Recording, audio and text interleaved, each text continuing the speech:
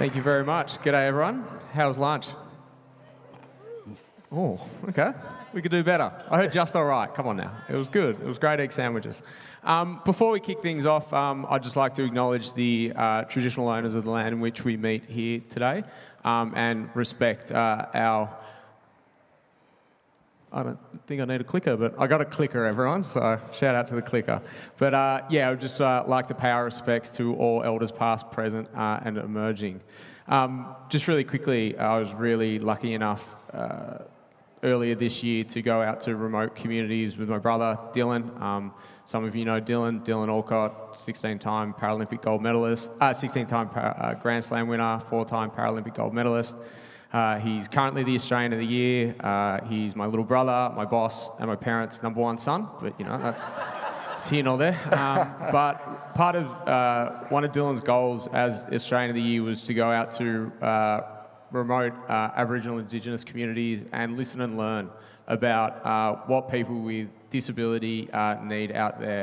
And the reason why I tell this story was we went out to remote communities, and it really struck us how welcoming and accommodating they were for all of us, but especially my brother, including his disability and his accessibility needs. And why this was really impactful and was really beautiful to see was they were welcoming people to their land, and they were proud of their land, and the land is their lifeblood. And the reason why I bring it up today is when we think about tourism and as operators, we're doing the same thing. We're welcoming people here.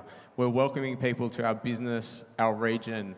And when we talk about accessibility, how can we welcome more people to places that we're really proud of, places that we've built up, places that, you know, are our lifeblood.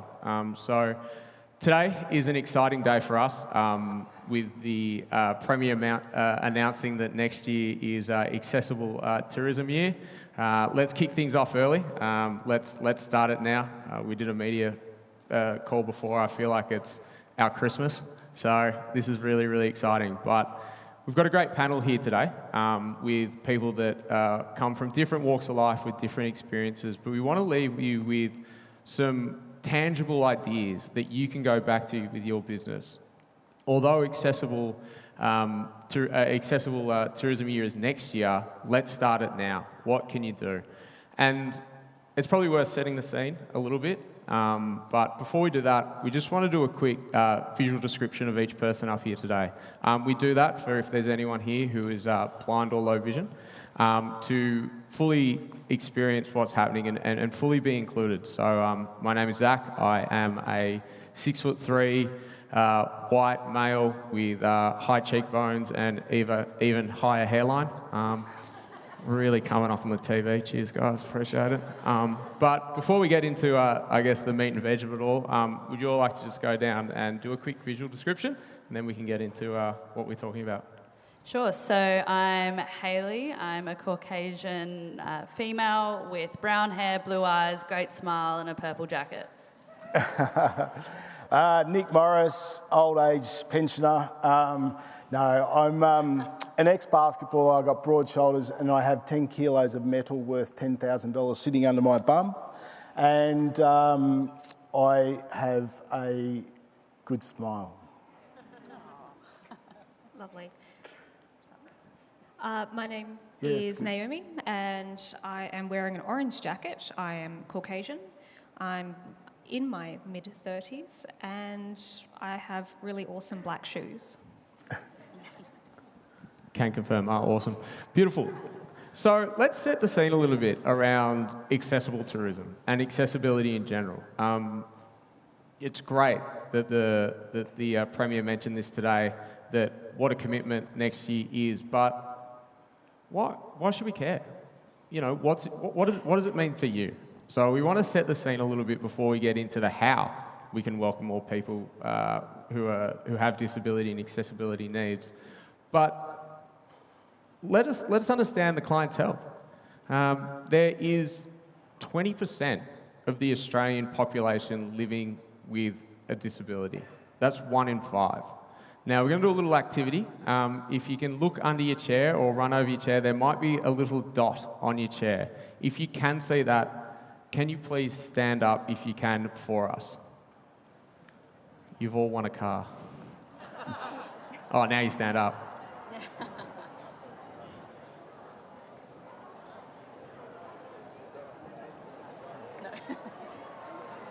It's on the back of your chair. It's on the back of your chair, on the back of your chair. Yeah, not underneath it. Minor detail. Yeah, minor detail. Thank you. Yeah, no, you win a Kia. Dylan's an ambassador.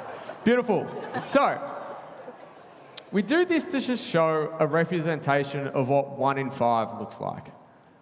Now, think to yourself, does that 1 in 5, are they coming to, do you see them out on the street? Do we see them here at the conference today? Do we see them operating businesses? Do we see them working within businesses? And finally, do we see them within the regions coming to your organisations?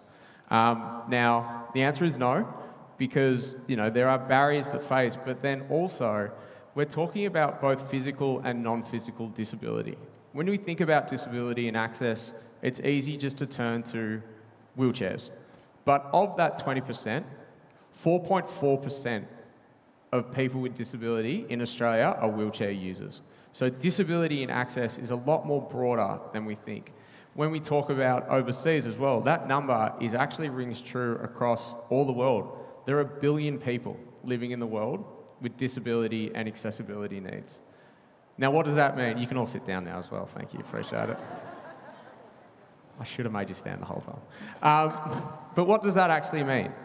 It means a huge business opportunity for operators. There was some research done pre-pandemic, and the potential, the untapped resource potential of the tourism dollar here in Queensland alone is $1.8 billion. Now, we're going to talk about how we can actually utilise that, or how we can uncover that, and we can invite more people with disability and accessibility needs to the state. For not just next year though. This is a long-term accessibility inclusion is forever, and the work's never done. But A, I've talked too long, and B, I want to throw it over to Nick. We've talked about access a lot. You are a world leader in access and universal design. Can you explain to us what is access and what is universal design? Yeah, great. Let's start at the bottom. The National Construction Code has a set of rules that says if you're building something, renovating or refurbishing it, you must comply to the National Construction Code. That's at the very bottom. That's minimal compliance. Then we talk about accessibility. And accessibility is where you look past the minimum compliance and you start to look at how things can be designed so that they're more flexible. So you might have graded walkways, you might have signage, and all those things that the building surveyor doesn't actually talk about. Landscape, kitchenettes, staff areas. And then the next step, and this is the step that I want to implore everyone, including the government right here, is universal design.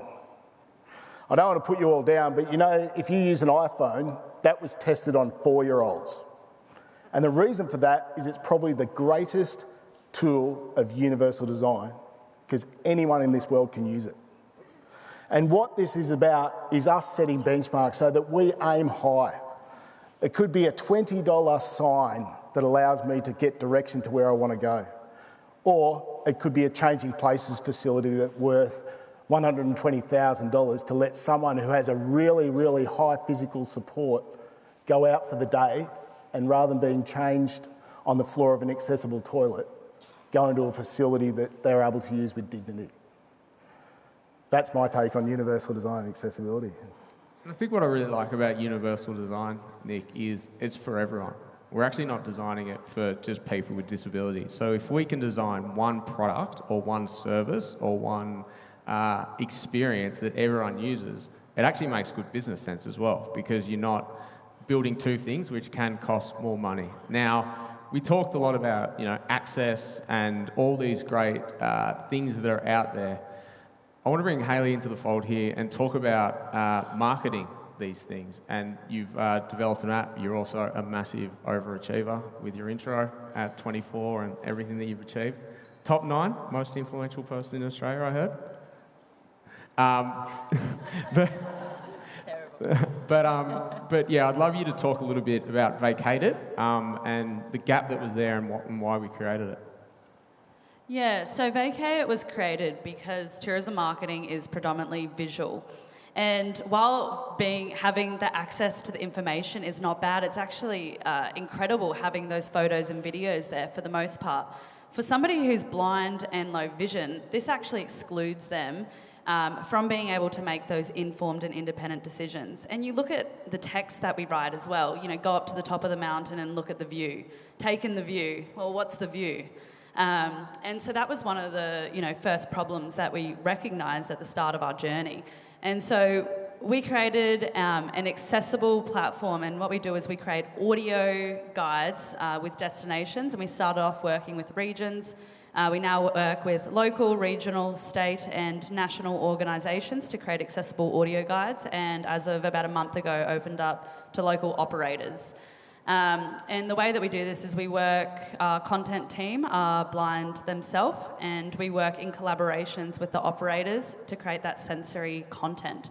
So an example, when we were working with Bundaberg Tourism, we had the trouble of explaining coral to somebody who's never seen nor touched coral, because that's, one, not something you should touch, but also it's not really something you can. And we worked with them to create a deflated mushroom with long cylinder stems that make little trees of the ocean. And it's so interesting because I would have never described it that way, but it's an incredible way of describing it. And I think what I really like about this is language costs nothing. That isn't something that is going to, with your organisations or your businesses, using your words and language is a change that you can make straight away. One of our team members at GSA has 2% vision, and he told me a stat the other day which blew my mind. People take in 83% of all information via sight. So when we take that away, how do we replace that? And words and audio descriptions, feel and touch can mean the world and make it possible for someone to enjoy the same experience.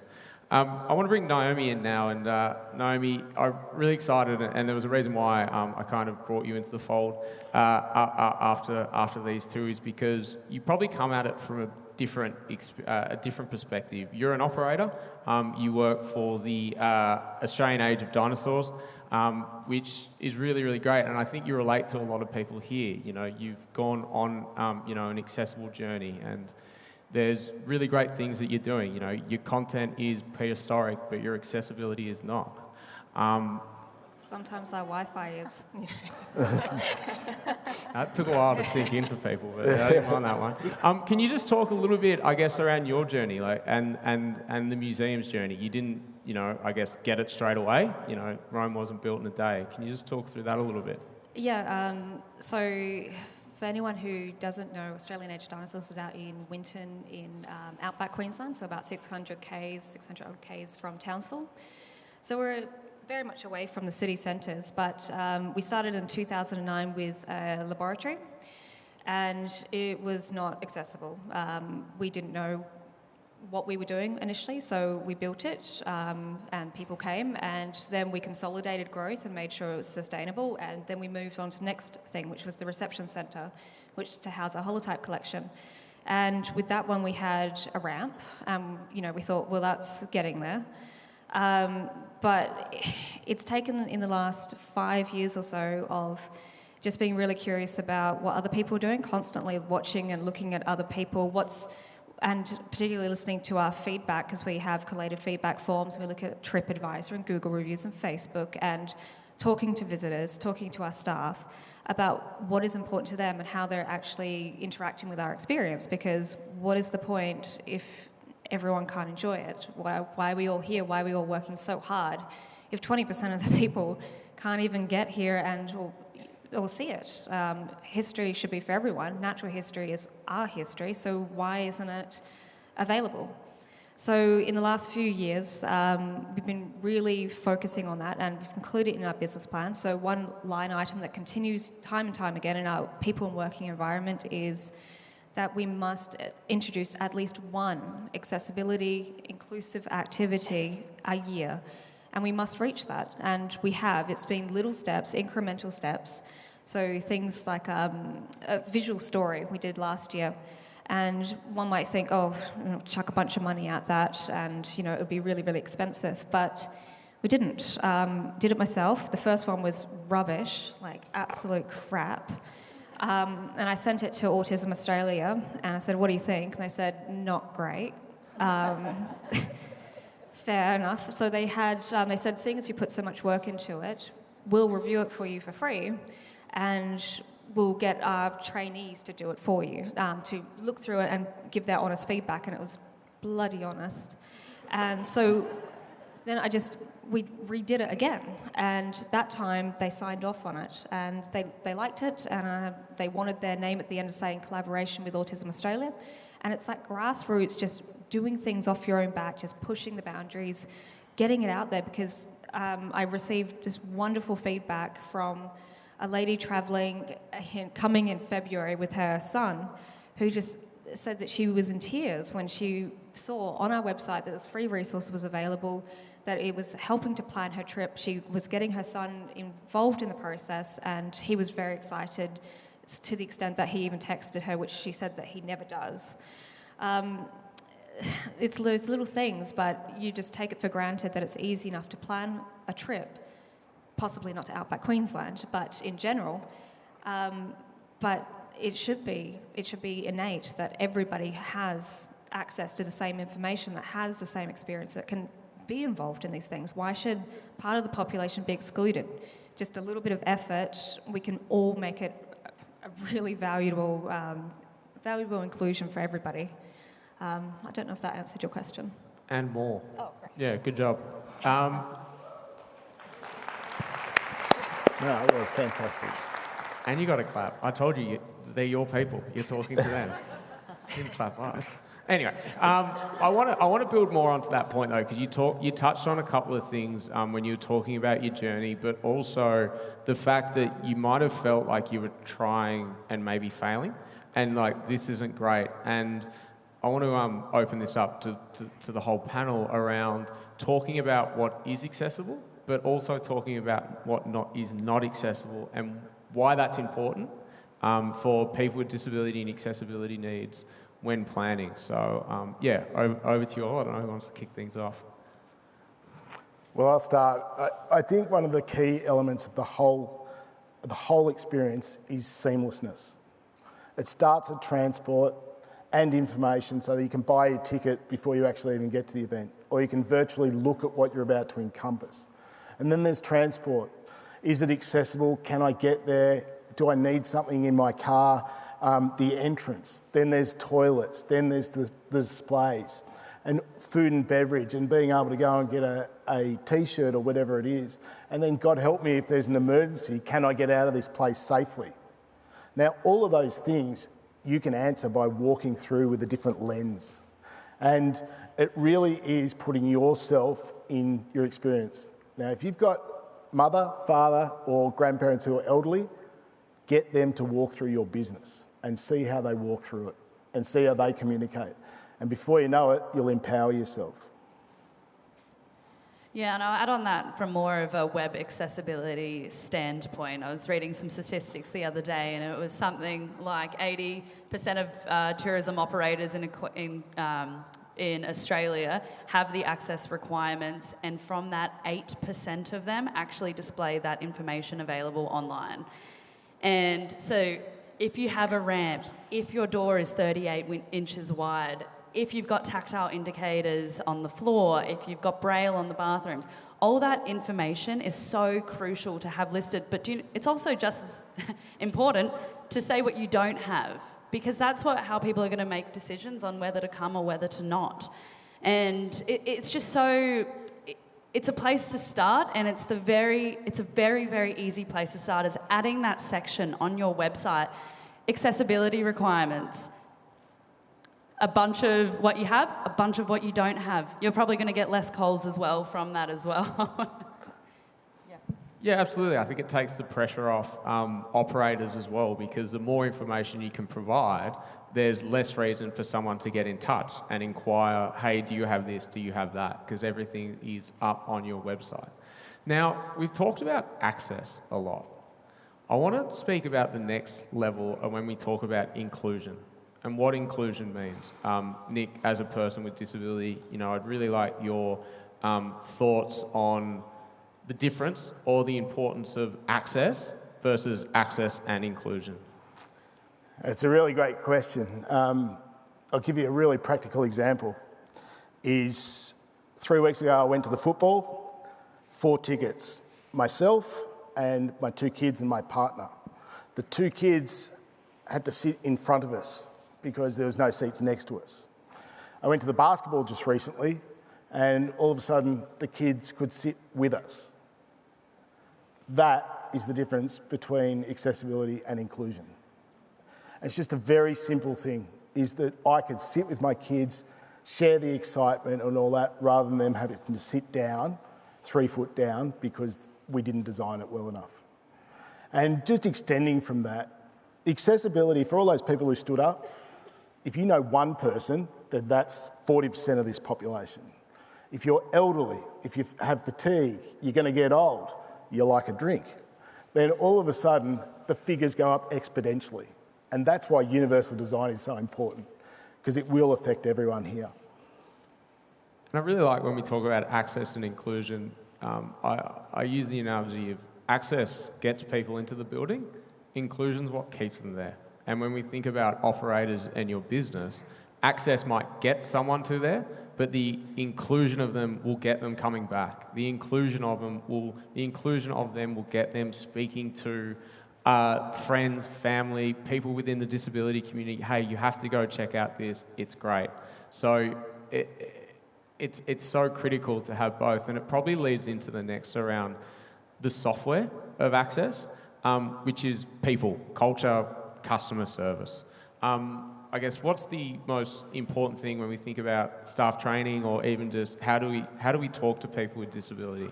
Can I just give you a quick example of customer service? So I was wheeling my wheelchair, I got to a curb that I couldn't get up, and before I know it, this guy has come behind me and he didn't push my chair, he pushed me. So I did a Superman out of my chair, and the chair's sitting at the curb still. So the difference between that is him coming up and saying, "Can I give you a hand?" and me saying, "Yes, please push my chair." If you could do nothing more than say, "Can I help you?" and how to do it, because I'm the expert. That simple. Well, yeah, as well as to that, for inclusion, no one should have to feel like they have to disclose in order to have a great experience. Like they have to give you all their requirements in one go and say, this is my list of things in order for me to enjoy it. There should be requirements already in place. And so often say when people arrive at the museum, they're kind of hit in the face with love, because in the nicest possible way. You want people to feel, welcomed. Who cares? Like they just came from a 12-hour trip in the car. They've had an argument with all their kids, and they've fallen out with their wife. The last thing they want to do is know that you're also having a bad day. Wherever they're coming from, whatever they're doing, whoever they are, their experience has to be top-notch. You want them to come back? What are the chances of someone coming back into the middle of outback Queensland? So you have to make sure that they're going to talk to 20 other people, their friends, and the word of mouth is going to get out there, because otherwise, you're going to get the opposite. 20 to 40 other people saying what a crappy experience that was. Why do we spend money on that? So when it comes down to training, it's so important that it's not only just the training to say, well, you've got to treat people nicely and you've got to be respectful. It's about it translating to each other as well. Because if you've got a really good team of people that actually respect each other, like each other, they respect the different ways that they work, so the dynamics of teams. They're not all expecting each other to work in the same ways or have the same ways of going about things. You're going to have a really cohesive team. They're going to be all bloody different people, but they are going to get along, and that really translates. If you're having fun, they're having fun, everyone's having fun, and I think that's where it comes in. It's not just you have one training session and now you're an expert on this subject. It's about making sure that it's part of the culture of the place, that you actually really believe it, that this is a good thing, that people deserve to have a really good experience, everyone. We need a road trip, Zach. We need a road trip to the Age of Dinosaurs. I'm afraid there's no discounts. I want to go. It's a not-for-profit, And download Vacayit because we've got their stories on there. All plugs will be done at the end. Now, just shifting gears, we have spoken a lot around the customer facing. How do we provide better customer service? Now, Dr. Hunter, the economist, was talking about the employment. And, there is a workforce shortage at the moment here in Australia. And we were talking about overseas travellers, people from overseas coming in. Now, we were talking about the untapped market for customers that are people with disability.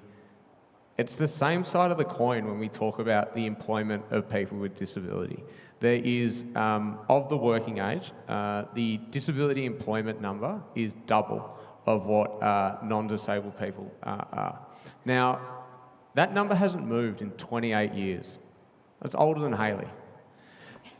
There's an opportunity, I'm washed up, there's an opportunity to look inside our own backyards to hire more people with disability to work within your organisations. And Naomi, you so beautifully summed up what culturally it does by including more people and a diverse workforce with diverse ways of thinking, problem solving. I want to, ask, especially Nick and Hailey, you have businesses with people with disability working there.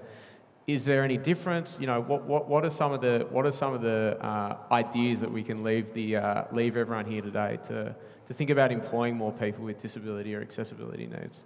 It is a whole lot simpler than you think it is. They say that between 80 and 90% of all workplace modifications to employ someone with a disability is less than $700. Me, I save you money. Pull the chair out from the desk and I'm set to go.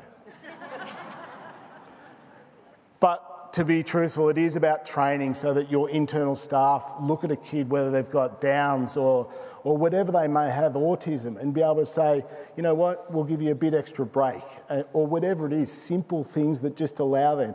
My staff now are so fatigued that at Friday at 12 o'clock I send them home because it's almost mental illness. And they're the sort of things that we can do, but I'm sure you've got some experiences as well.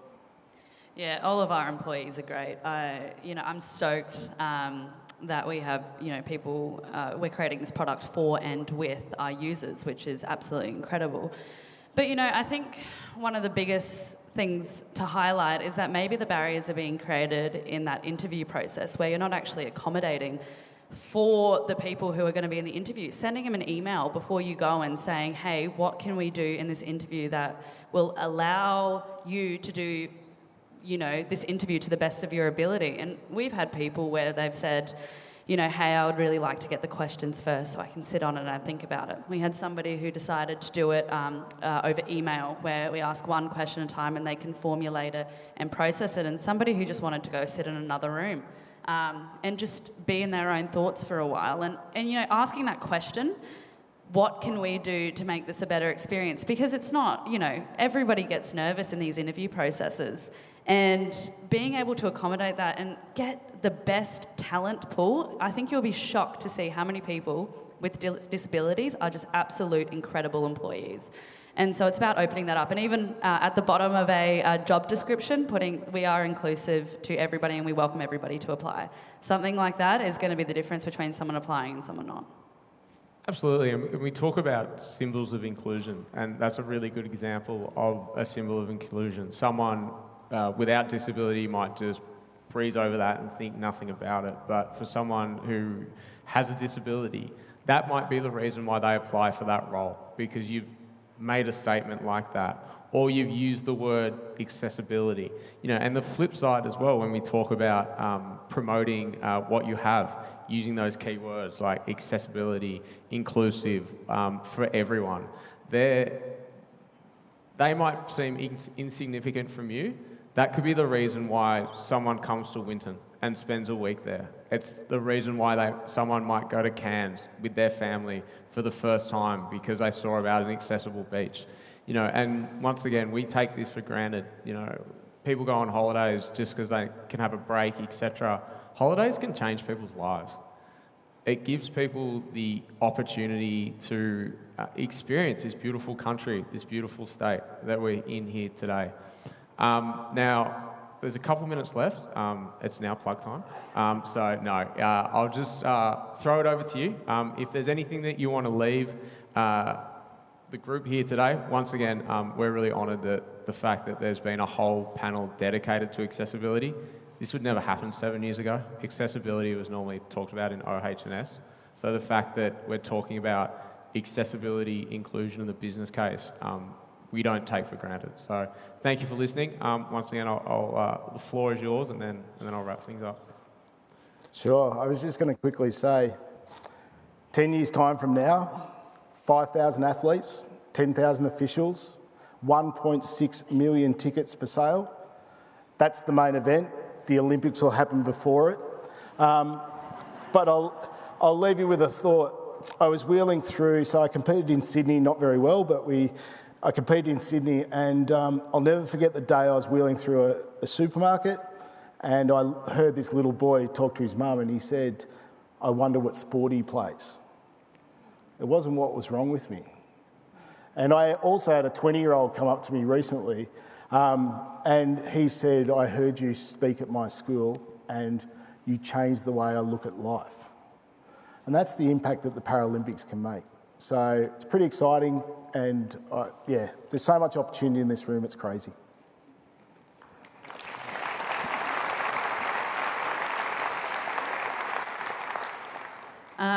From our end, if you're a region or local operator, start taking those first steps. We always say that progress is better than perfection. It's scary to start, but just start, and whether that's with an audio guide with us, please reach out if any operator or organisation wants to get involved. It's so important to start, and we've got the perfect audience here in the Year of Accessible Tourism next year, which is so exciting. Let's do better in Queensland.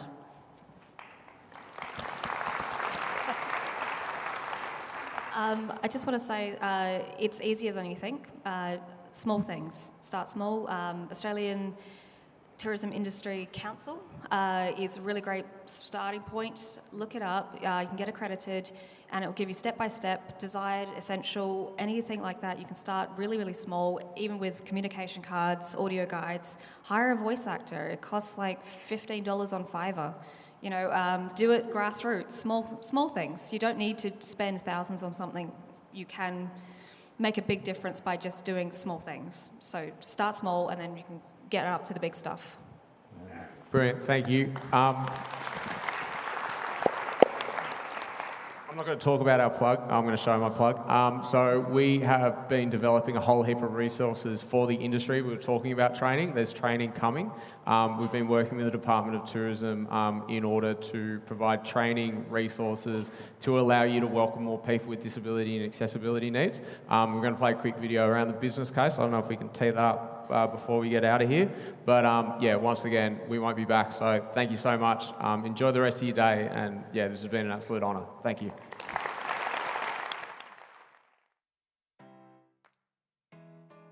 $10.8 billion. That's how much people with disability and their travelling parties spend in Australia every year. It's between 10 to 15% of the national tourism revenue, and it's growing every year. What would 10 or 20% customer increase mean for your business? Inclusive and accessible tourism is a growing market recognised by Tourism Australia as a real and emerging opportunity. I like to travel with my partner, friends and family. I travel a lot for work, but what I really love is to travel to relax and switch off. I look for a sensory experience away from stress. I love to travel to watch the mighty Bombers play AFL. I have another mate who travels for work and another who travels interstate to catch up with family whenever he gets the chance. In essence, accessible tourism is about allowing everyone to participate with choice and confidence. That means providing options so everyone can join in, and supplying information so people can make decisions about what will work for them. 86% of travellers with disability can't find the accessibility information they need to travel confidently. So information is a big part of the equation. As travellers, we spend longer in the consideration and planning phases. So by providing measurements like doorway widths and the lengths of pathways, as well as information about access to your facilities, you're allowing people with disabilities to make informed decisions. It's also important to make sure that your information is in an accessible format. Embedding things like alt text, which is a description of your image, allows people who are blind or low vision to get all of the information and make an informed decision. Avoid PDFs, instead try Word files. Provide closed captions for videos and transcripts for audio pieces, like Audible tours. Tourism operators sometimes think that the market just isn't big enough to worry about. The truth is, older travellers are retiring, and though they might not be living with a disability, they have access needs. More than 40% of baby boomers will be retiring with some form of disability. It's important that your built environment has good access. When you're planning upgrades, ensure that you think about access and universal design from the beginning. A report has shown a potential return of $13 for every $1 spent on universally designed and accessible environments. When I travel with my friends and my family. I never travel alone. And this is true for most people with disability. I have to do a lot of research before I travel and to make sure it's suitable for myself and my friends and my family. I need to see if the bathrooms are accessible, if the accommodation is going to work for me, and if the space is right. There's not a lot of spontaneity, but when I do visit, I'm likely to stay for longer. When I feel supported and listened to, I can relax more. When staff have my needs in mind and they ask me what I need, it's one less thing I have to worry about. And it's a big factor in being able to enjoy myself. Equipping frontline staff to have the confidence to engage with people of all backgrounds can provide inclusive and meaningful experiences for all visitors. This can be done by training and educating staff to confidently assist people living with disability and with access needs. Being inclusive doesn't mean you have to become an expert in disability. It simply means giving everyone an equal opportunity to enjoy an experience to their fullest. Accessible tourism is a growing market, but it's often ignored. By designing your experiences to be inclusive, providing great information and equipping your staff, you can create a genuine business advantage that will benefit everyone.